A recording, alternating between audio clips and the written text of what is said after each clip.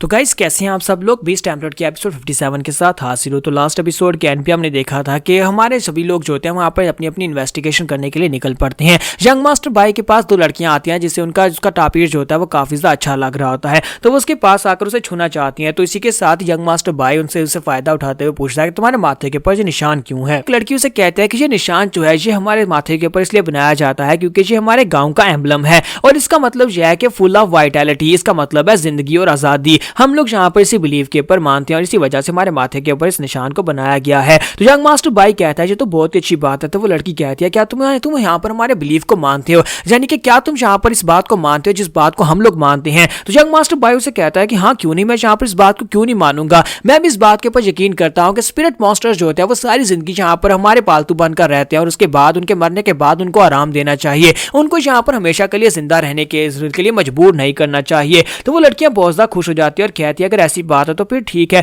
मुझे लगता है कि तुम्हें यहाँ पर हमारे बिलीव को और ज्यादा फैलाने के लिए हमारे गांव को ज्वाइन करना चाहिए। तो वो कहता है क्या मैं भी यहाँ पर इसको ज्वाइन कर सकता हूँ। तो दूसरी लड़की उसे कहती है नहीं नहीं ऐसी बात नहीं है, यहाँ पर ये फैसला सिर्फ और सिर्फ विलेज चीफ कर सकते हैं। अगर चीफ जूडू यहाँ पर कहेंगे कि तुम इस विलेज को ज्वाइन कर सकते हो तभी तुम इस विलेज को ज्वाइन कर सकते हो और उसके लिए यहाँ पर एक सेरेमनी भी रखी जाती है। यहीं पर नेक्स्ट सीन डांडाई का दिखाया जाता है कि डांडाई वहां पर घूम रहा था और सोच रहा था कि मैं किससे इन्वेस्टिगेशन करूं। उसे एक बच्चा दिखाई देता है, वो कहता है इस बच्चे से पूछते हैं, लगता है कि बच्चों के पास से बातें निकलवाना ज्यादा आसान होता है। तो वो उस लड़के से कहता है कि बताओ तुम्हारे माथे के ऊपर निशान क्यों है, बाकी सभी के माथे के ऊपर निशान है। तो वो लड़का उसे कहता है क्योंकि अभी मैं यहाँ पर छोटा हूँ, जब मैं बड़ा हो जाऊंगा और मेरे साथ रिचुअल परफॉर्म हो जाएगा तो उसके बाद मुझे भी यहाँ पर माथे के ऊपर निशान मिल जाएगा। मैं तो सोच रहा हूँ कब मैं यहाँ पर बड़ा हूँ। तो हमारा डांडी उसे कहता है क्या तुम्हें रिचुअल के बारे में पता है कि रिचुअल में क्या होता है। तो वो कहता है नहीं मुझे रिचुअल के बारे में कुछ भी नहीं पता, लेकिन मुझे इतना पता है कि रिचुअल के बाद ही सभी को निशान मिलता है। वो रिचुअल जो है वो चीफ के घर में होता है, सभी लोग वहीं पर जाते हैं और सभी के सामने उस रिचुअल को परफॉर्म किया जाता है। जब मैं बड़ा हो जाऊंगा तो मुझे भी निशान मिल जाएगा। तो डांडी सोच रहा होता है कि क्या यहाँ पर एक रिचुअल की जरूरत है। मुझे लगता है कि यहाँ पर इस गांव का हिस्सा बनने के लिए रिचुअल बहुत ज्यादा जरूरी होता है। वो लड़के का नाम जिन होता है, तो उसे कहता है कि मिस्टर तुम्हारी ये कैट बहुत ज्यादा प्यारी है। तो वो कहता है हाँ ये कैट भी प्यारी है, लेकिन इससे पहले मेरे पास एक कैट थी वो इससे भी ज्यादा प्यारी थी। यहीं पर से यंग मिस बाई को दिखाता है कि वो अपने रैटी को लेकर वहां पर से आगे की तरफ बाड़ी होती है और वहीं पर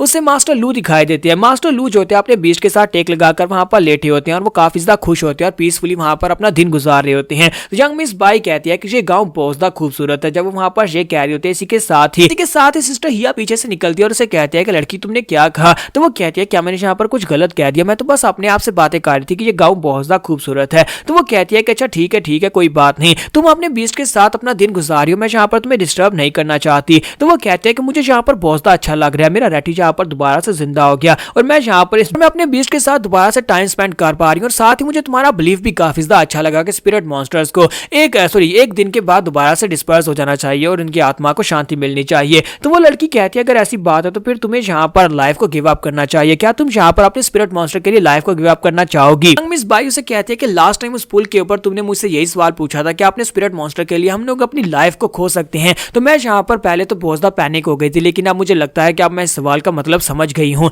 मुझे लगता है कि यहाँ पर अपने बीस्ट के लिए अगर हम लोग अपनी जिंदगी को भी कुर्बान कर देंगे तो यहाँ पर इससे बहुत ज्यादा खूबसूरत रिलेशनशिप बनने वाला है। तो मुझे लगता है कि ये किया जा सकता है। पहले जब मैं यहाँ पर अपने बीस्ट के साथ थी तो मुझे अपने बीस्ट की कदर नहीं थी, मैं उसके साथ टाइम स्पेंड नहीं करती थी और इसके साथ ट्रेनिंग भी नहीं किया करती थी। इसी वजह से मुझे लगता है कि मेरा और मेरे बीस्ट का बॉन्ड बहुत ज्यादा कमजोर रह गया। मेरा बीस्ट मेरे साथ हमेशा वफादार रहा, लेकिन इसके बावजूद मैंने उसे बिल्कुल भी केयर नहीं की। लेकिन अब मुझे यहाँ पर ये महसूस हो रहा है, मुझे लगता है कि मुझे यहाँ पर डिसीजंस को चेंज करने की जरूरत है। मुझे यहाँ पर बीस्ट को देखने का नया नजरिया मिला है। तो सिस्टर हिया उसे कहती है मुझे ये बातें सुनकर बहुत ज्यादा खुशी और तुमने मेरे सवाल का जवाब भी दे दिया। और इसी के साथ ही नेक्स्ट सीन विलेज चीफ का दिखाया जाता है। मास्टर जूडू जो होते हैं वो ल्यू फेंग से कहते हैं कि बताओ कि तुम क्या पूछना चाहते हो। तुम्हारा ल्यू फेंग सोच रहा था कि मैं यहाँ पर क्या करूं। मैं इससे डायरेक्टली तो ये नहीं पूछ सकता कि मास्टर फैन की मौत के साथ तुम्हारी मेडिसिन का कोई ताल्लुक तो नहीं है, क्या मास्टर फैन की मौत तुम्हारी वजह से हुई है। मुझे यहाँ पर घुमा फिराकर बातों को पूछना होगा, तो मैं यहाँ पर इसे कैसे पूछूं। तो इसी के साथ ही ल्यू फेंग उसे कहता है कि मेरा एक दोस्त है, मैं उसके बिहाफ पे ऊपर आपसे एक बात पूछना चाहता हूँ।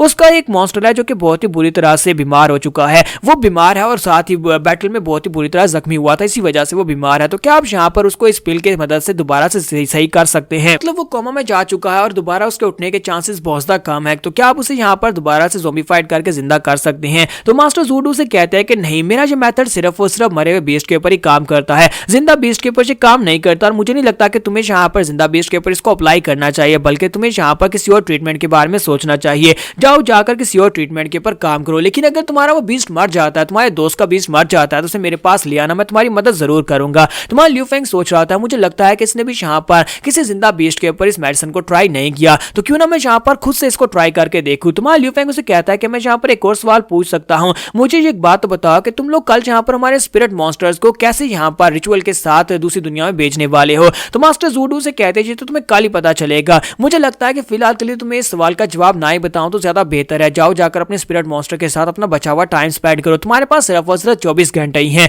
कल सुबह तुम्हें खुद ही पता चल जाएगा जब हम लोग रिचुअल को परफॉर्म करेंगे। और इसी के साथ ही मोटू को दिखाता है कि मोटू मास्टर लू के पास जाता है और उसे कहता है कि देखो मेरे पास कुछ पैसे हैं, मेरे पास बस इतने ही है, मास्टर लू प्लीज मेरी मदद कर दो। तो लू उसे कहता है कि तुम क्या चाहते हो। तो वो कहता है कि मैं ये चाहता हूं कि यहाँ पर तुम अपने इस डूम्सडे वुल्फ को यूज करते मुझे गांव से बाहर पहुंचा दो, मैं अपने पीपी को लेकर यहाँ पर से भागना चाहता हूं, तो क्या तुम यहाँ पर मेरी मदद करोगे। तुम्हें रोकने वाला इस गांव में कोई भी नहीं है, कोई तुम्हारा सामना भी नहीं कर सकता, तो क्या तुम यहाँ पर से मुझे भगवा सकते हो। चाहे कुछ भी हो जाए मुझे अपने पीपी को लेकर यहाँ पर से जाना है, मैं यहाँ पर से भाग कर जाना चाहता हूँ। तो मास्टर लू से कहता है कि प्लीज मुझे यहाँ पर डिस्टर्ब मत करो, मैं अपने बीस्ट के साथ अपना अच्छा हुआ टाइम स्पेंड करना चाहता हूँ ताकि मैं बचे हुए टाइम में यहाँ पर अपने बीस्ट को अच्छे से देख सकूं और उसके साथ रह सकूं। तो मोटू से कहता है कि लेकिन तुम यहाँ पर मेरी रिक्वेस्ट को रिफ्यूज क्यों कर रहे हो। तुमसे वादा करता हूँ कि एक बार ये काम पूरा हो जाएगा तो उसके बाद मैं तुम्हें और भी बहुत सारे पैसे दूंगा, और बहुत सारे पैसे तुम्हें दूंगा यहाँ पर से निकलने के बाद, मुझे बस इस गांव से बाहर निकाल दो। तो मास्टर लू से कहते हैं कि नहीं, ये सब कुछ पैसे के बारे में बिल्कुल भी नहीं है, तुम्हें यहाँ पर इस गांव के रूल्स को फॉलो करना होगा। जब तुमसे पहली बार पूछा गया था उस वक्त तुम्हें अच्छी तरह से पता था कि तुम्हें गांव के रूल्स को फॉलो करना पड़ेगा, जबकि तुमने यहाँ पर गांव वालों से मदद ले लिया तो तुम उन्हें धोखा नहीं दे सकते, तुम्हें यहाँ पर गांव के रूल्स को फॉलो करना चाहिए। तो वो चिल्लाकर कहता है कि किसी यहाँ पर इस गांव के रूल्स की परवाह है, ये सभी कमीने लोग यहाँ पर